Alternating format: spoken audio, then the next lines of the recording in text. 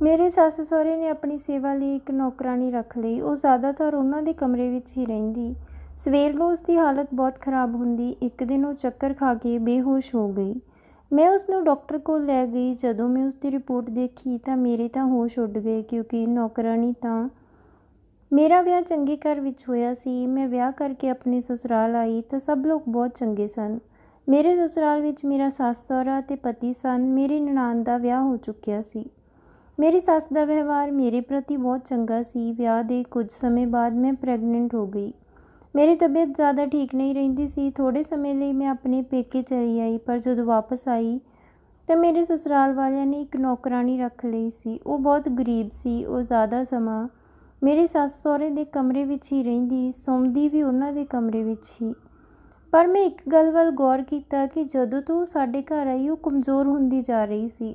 ਇੱਕ ਦਿਨ ਮੈਂ ਉਸ ਨੌਕਰਾਣੀ ਤੋਂ ਪੁੱਛਿਆ ਵੀ ਤਾਂ ਉਹ ਰੋਂਦੇ ਹੋਏ ਕਹਿਣ ਲੱਗੀ ਕਿ ਮੇਰਾ ਹਿਸਾਬ ਤੇਰੇ ਸੱਸ ਸਹੁਰੇ ਤੋਂ ਰੱਬ ਹੀ ਲਵੇਗਾ। ਮੈਂ ਤਾਂ ਉਸਦੀ ਗੱਲ ਸੁਣ ਕੇ ਡਰ ਜਿਹੀ ਗਈ ਕਿ ਕਿਤੇ ਉਸਦੀ ਬਦਦੁਆ ਮੈਨੂੰ ਹੀ ਨਾ ਲੱਗ ਜਾਵੇ, ਕਿਉਂਕਿ ਮੈਂ ਉਸ ਸਮੇਂ ਪ੍ਰੈਗਨੈਂਟ ਸੀ। ਕੁਝ ਦਿਨਾਂ ਤੋਂ ਉਹ ਹੋਰ ਕਮਜ਼ੋਰ ਲੱਗ ਰਹੀ ਸੀ। ਮੈਂ ਸੱਸ ਨਾਲ ਵੀ ਇਸ ਬਾਰੇ ਗੱਲ ਕਰਨ ਦੀ ਕੋਸ਼ਿਸ਼ ਕੀਤੀ, ਪਰ ਉਹ ਮੈਨੂੰ ਕਹਿਣ ਲੱਗੀ ਕਿ ਤੇਰਾ ਵਹਿਮ ਹੈ, ਇਸ ਬਾਰੇ ਜ਼ਿਆਦਾ ਨਾ ਸੋਚ, ਆਪਣੀ ਸਿਹਤ ਦਾ ਧਿਆਨ ਰੱਖਿਆ ਕਰ। ਜਦੋਂ ਦੀ ਨੌਕਰਾਣੀ ਆਈ ਸੀ, ਮੇਰਾ ਸਹੁਰਾ ਵੀ ਖੁਸ਼ ਰਹਿਣ ਲੱਗਿਆ ਸੀ। ਪਰ ਇੱਕ ਦਿਨ ਜਦੋਂ ਨੌਕਰਾਣੀ ਚਾਹ ਬਣਾ ਰਹੀ ਸੀ ਤਾਂ ਚੱਕਰ ਖਾ ਕੇ ਡਿੱਗ ਪਈ। ਮੈਂ ਉਸਨੂੰ ਜਲਦੀ ਨਾਲ ਹਸਪਤਾਲ ਲੈ ਕੇ ਗਈ। ਉੱਥੇ ਉਸਦੇ ਕੁਝ ਟੈਸਟ ਹੋਏ। ਜਦੋਂ ਡਾਕਟਰ ਨੇ ਉਸਦੀ ਰਿਪੋਰਟ ਪੜ੍ਹ ਕੇ ਸੁਣਾਈ ਤਾਂ ਮੇਰੇ ਤਾਂ ਹੋਸ਼ ਹੀ ਉੱਡ ਗਏ, ਕਿਉਂਕਿ ਮੇਰੀ ਸੱਸ ਪਿਛਲੇ 3 ਮਹੀਨਿਆਂ ਤੋਂ ਉਸ ਨਾਲ ਗਲਤ ਕਰ ਰਹੀ ਸੀ। ਮੈਨੂੰ ਆਪਣੇ ਕੰਨਾਂ 'ਤੇ ਯਕੀਨ ਨਹੀਂ ਹੋ ਰਿਹਾ ਸੀ ਕਿ ਭਲਾ ਮੇਰੀ ਸੱਸ ਇਸ ਤਰ੍ਹਾਂ ਦੀ ਘਟੀਆ ਹਰਕਤ ਕਿਵੇਂ ਕਰ ਸਕਦੀ ਸੀ।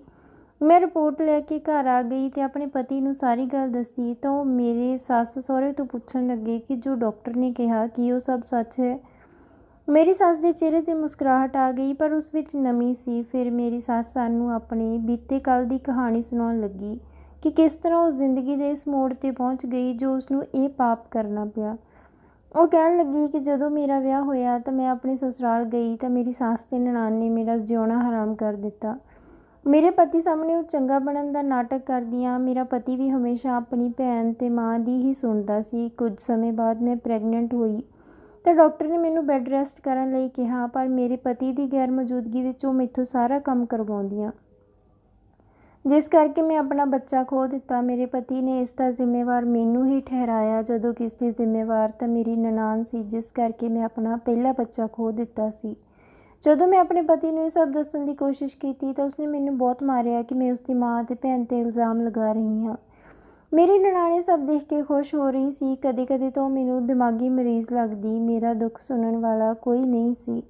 ਮੈਂ ਘਰ ਛੱਡ ਕੇ ਜਾਂਦੀ ਵੀ ਤਾਂ ਕਿੱਥੇ, ਮੇਰਾ ਇਸ ਦੁਨੀਆ ਵਿੱਚ ਕੋਈ ਨਹੀਂ ਸੀ। ਸਮਾਂ ਇਸੇ ਤਰ੍ਹਾਂ ਬੀਤਦਾ ਗਿਆ। ਮੈਂ ਦੁਬਾਰਾ ਪ੍ਰੈਗਨੈਂਟ ਹੋਈ, ਪਰ ਦੁਬਾਰਾ ਬੱਚਾ ਖੋਹਣ ਦੇ ਡਰ ਤੋਂ ਮੈਂ ਆਪਣੀ ਸਹੇਲੀ ਦੇ ਘਰ ਆ ਗਈ, ਕਿਉਂਕਿ ਮੇਰੀ ਨਨਾਣ ਦਾ ਕੋਈ ਭਰੋਸਾ ਨਹੀਂ ਸੀ ਤੇ ਮੇਰੇ ਵਿੱਚ ਵੀ ਆਪਣੇ ਬੱਚੇ ਨੂੰ ਖਤਰੇ ਵਿੱਚ ਪਾਉਣ ਦੀ ਹਿੰਮਤ ਨਹੀਂ ਸੀ। ਇਸ ਲਈ ਮੈਂ ਆਪਣੇ ਬੱਚੇ ਖਾਤਰ ਇੰਨਾ ਵੱਡਾ ਫੈਸਲਾ ਲੈ ਲਿਆ। ਮੇਰੀ ਸਹੇਲੀ ਨੇ ਮੇਰਾ ਪੂਰਾ ਖਿਆਲ ਰੱਖਿਆ। ਫਿਰ ਮੈਂ ਇੱਕ ਬੇਟੇ ਨੂੰ ਜਨਮ ਦਿੱਤਾ, ਜੋ ਕਿ ਤੂੰ ਹੈ। ਫਿਰ ਮੇਰਾ ਪਤੀ ਮੈਨੂੰ ਲੈਣ ਆਇਆ, ਕਿਉਂਕਿ ਉਸਨੂੰ ਸੱਚਾਈ ਪਤਾ ਚੱਲ ਗਈ ਸੀ। ਉਸਨੇ ਮੈਥੋਂ ਮਾफ़ੀ ਮੰਗੀ। ਮੈਂ ਵੀ ਉਸਨੂੰ ਮਾफ़ ਕਰ ਦਿੱਤਾ ਤੇ ਘਰ ਵਾਪਸ ਆ ਗਈ। ਪਰ ਘਰ ਆ ਕੇ ਪਤਾ ਲੱਗਿਆ ਕਿ ਮੇਰੀ ਨਨਾਣ ਕਿਸੇ ਨਾਲ ਭੱਜ ਗਈ ਸੀ। ਆਂਢ ਗੁਆਂਢ ਦੇ ਲੋਕ ਬਹੁਤ ਤਾਨੇ ਦੇਣ ਲੱਗੇ ਸਨ। ਇਸ ਸਦਮੇ ਵਿੱਚ ਮੇਰੇ ਪਤੀ ਨੇ ਖੁਦਕੁਸ਼ੀ ਕਰ ਲਈ। ਇਸੇ ਗਮ ਵਿੱਚ ਮੇਰੀ ਸੱਸ ਵੀ ਚੱਲ ਵਸੀ। ਇੱਕ ਵਾਰ ਮੈਂ ਫਿਰ ਇਕੱਲੀ ਰਹਿ ਗਈ। ਕੁਝ ਸਮੇਂ ਬਾਅਦ ਮੈਂ ਬੇਟੇ ਖਾਤਰ ਦੂਜਾ ਵਿਆਹ ਕਰਵਾ ਲਿਆ, ਪਰ ਮੈਂ ਪਹਿਲਾਂ ਵਰਗੀ ਨਹੀਂ ਰਹੀ। ਅੰਦਰੋਂ ਮਰ ਚੁੱਕੀ ਸੀ। ਮੇਰਾ ਦੂਜਾ ਪਤੀ ਮੇਰਾ ਬਹੁਤ ਖਿਆਲ ਰੱਖਦਾ ਸੀ, ਜੋ ਕਿ ਤੁਹਾਡੇ ਸਾਹਮਣੇ ਹੈ। ਸਮਾਂ ਬੀਤਦਾ ਗਿਆ। ਮੇਰੀ ਇੱਕ ਬੇਟੀ ਵੀ ਹੋ ਗਈ। ਸਮੇਂ ਦੇ ਨਾਲ ਸਭ ਵੱਡੇ ਹੋ ਗਏ। ਕੁਝ ਸਮਾਂ ਪਹਿਲਾਂ ਇੱਕ ਔਰਤ ਆਪਣੇ ਘਰ ਆਈ। ਉਹ ਮੇਰੀ ਉਹੀ ਨਨਾਣ ਸੀ ਜੋ ਘਰੋਂ ਭੱਜ ਗਈ ਸੀ। ਉਸਨੇ ਹੱਥ ਜੋੜ ਕੇ ਮੈਥੋਂ ਮਾਫ਼ੀ ਮੰਗੀ ਤੇ ਕਿਹਾ ਕਿ ਮੇਰੀ ਬੇਟੀ ਨੂੰ ਆਪਣੇ ਘਰ ਰੱਖ ਲਵੋ। ਮੇਰੀ ਨਨਾਣ ਨੇ ਜਿਸ ਨਾਲ ਭੱਜ ਕੇ ਵਿਆਹ ਕਰਵਾਇਆ ਸੀ, ਉਹ ਇੱਕ ਜੁਆਰੀ ਤੇ ਨਸ਼ੇੜੀ ਸੀ। ਉਸਦੀ ਧੀ ਜਵਾਨ ਸੀ। ਉਸਨੂੰ ਡਰ ਸੀ ਕਿ ਕਿਤੇ ਉਸਦਾ ਪਤੀ ਉਸਦੀ ਧੀ ਨੂੰ ਹੀ ਨਾ ਵੇਚ ਦੇਵੇ।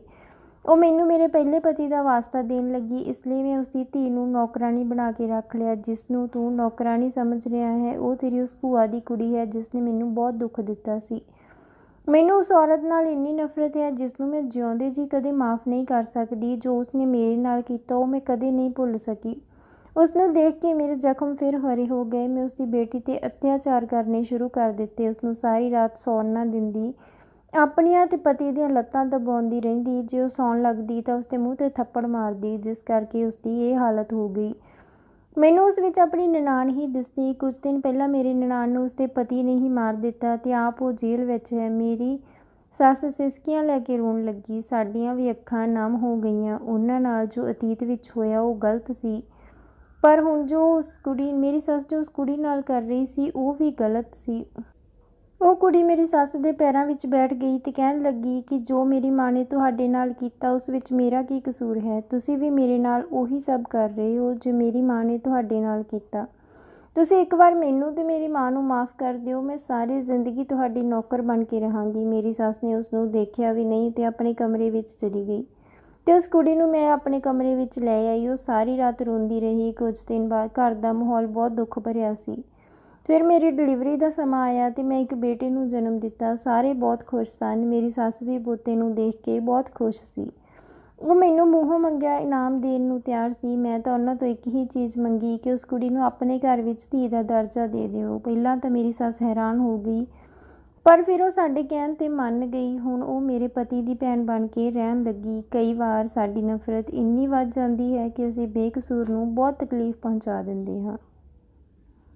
ਤਾਂ ਦੋਸਤੋ, ਇਹ ਸੀ ਅੱਜ ਦੀ ਕਹਾਣੀ। ਉਮੀਦ ਕਰਦੇ ਹਾਂ ਤੁਹਾਨੂੰ ਪਸੰਦ ਆਈ ਹੋਵੇਗੀ। ਤਾਂ ਵੀਡੀਓ ਨੂੰ ਲਾਈਕ ਤੇ ਸ਼ੇਅਰ ਜ਼ਰੂਰ ਕਰ ਦਿਓ ਤੇ ਚੈਨਲ ਨੂੰ ਵੀ ਜ਼ਰੂਰ ਸਬਸਕ੍ਰਾਈਬ ਕਰਿਓ।